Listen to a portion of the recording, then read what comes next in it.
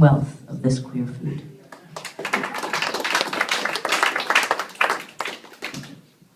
And I have some setup, and I don't know if I can get this up higher, so let's see. Okay, look at that. Okay, great.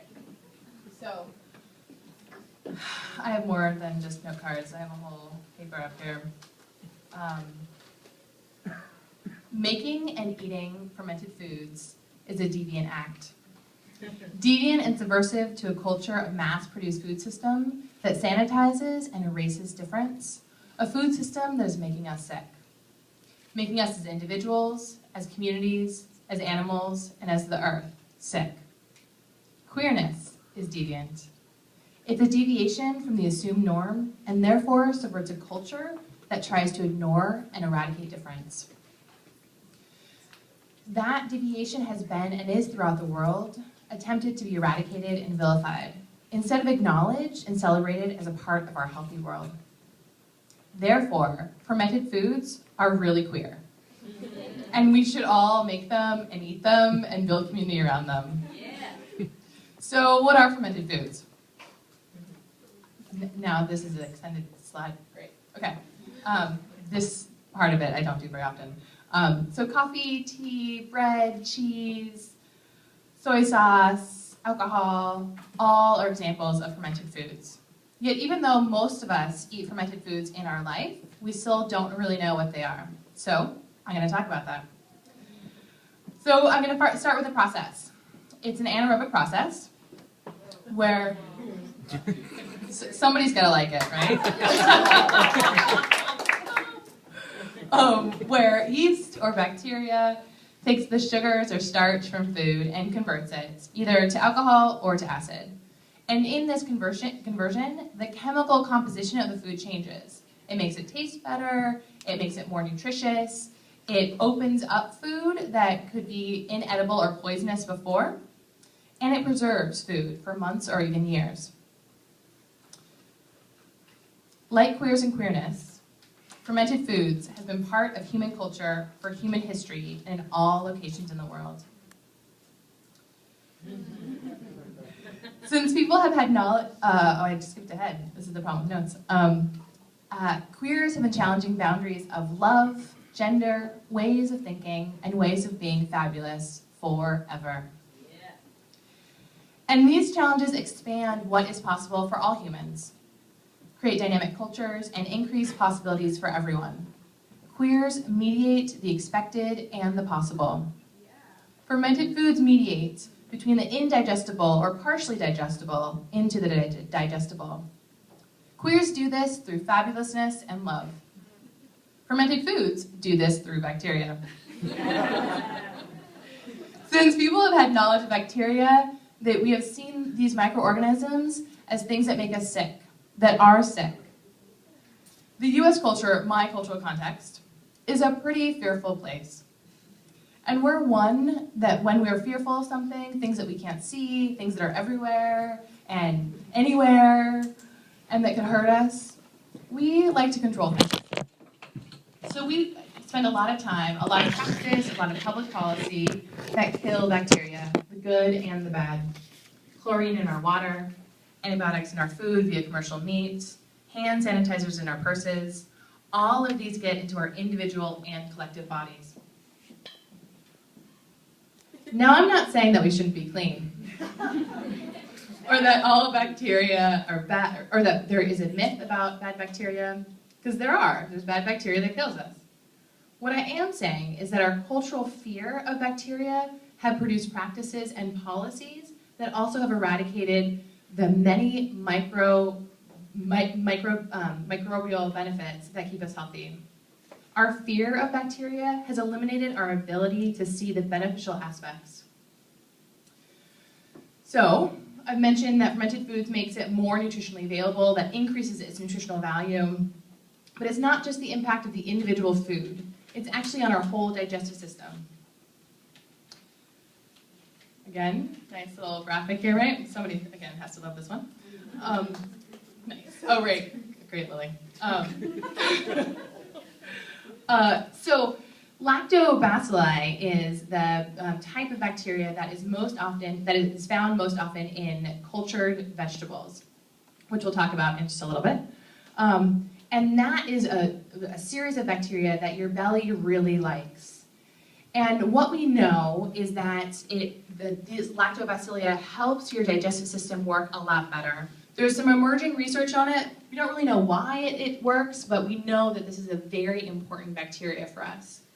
And what we also know about the digestive system is that our digestive system doesn't just process food, it also controls hormones and produces hormones. It regulates your immune system, and it has so many neurons that it's called the second brain.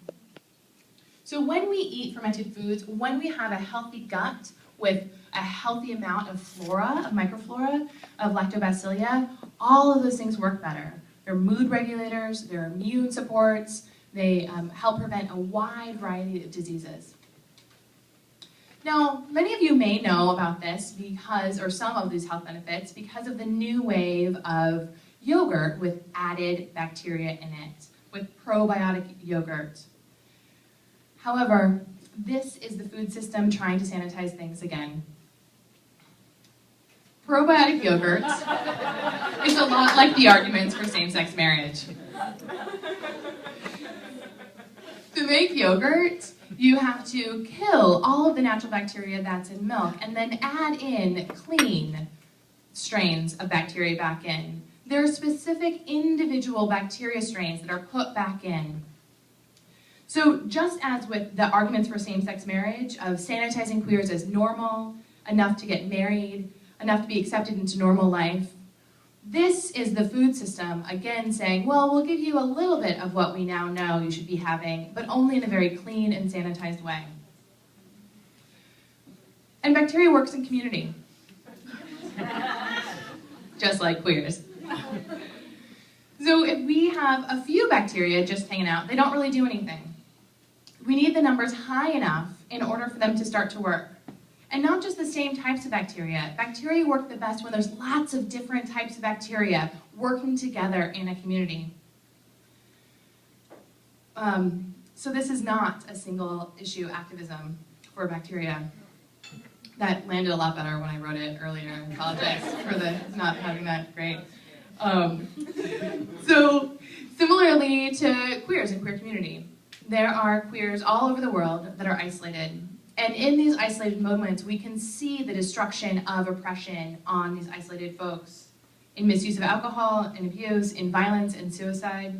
But when you get a group of queers together, they can work it. Diverse queer communities make space for people to come together to positively impact ourselves and everyone else, queer and straight alike.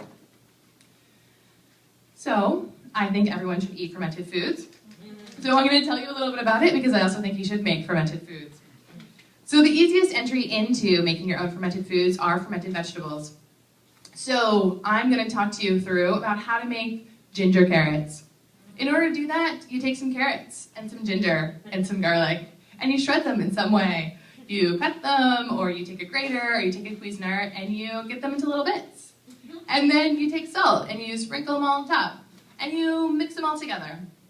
And then you take a jar, and you shove the jar full of carrots. And you shove it so tight that all the water gets released from the carrots, and the carrots get submerged underneath the water. And then you cover it, and you leave it on the counter, and you sit and you wait. Maybe it's 4 days, maybe it's 4 weeks, depends upon how hot it is. And then you taste some amazing carrots. And that's how you make fermented vegetables.